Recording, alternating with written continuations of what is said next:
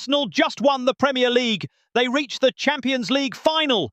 By every measure, this club is back at the top of English football. So why is one of the most decorated defenders in Premier League history saying they still aren't good enough?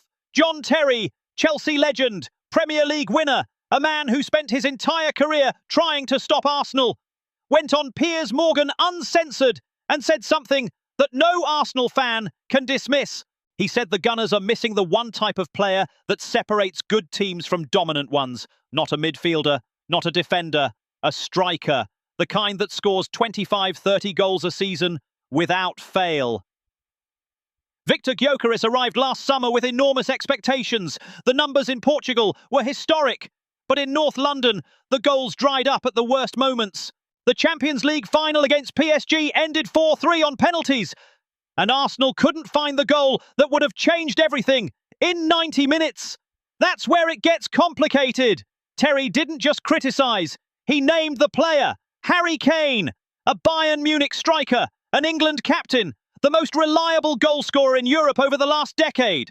And then Terry said the 6 words that should be keeping Arteta up at night. I'm not sure he'd want to go, because that's the real problem. Arsenal have the money, they have the project, they have Arteta.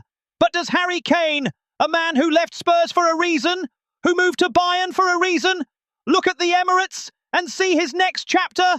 Or does he look at PSG, at the power of League One money, and choose differently? Terry's warning isn't about right now. It's about what happens in 2 years if this window passes without the right striker.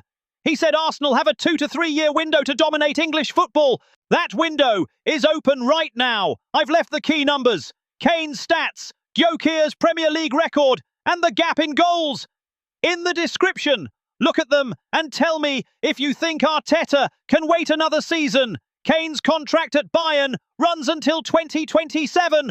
Arsenal have 1 summer, maybe 2, before that door closes permanently. And there's already a club moving faster than anyone expected.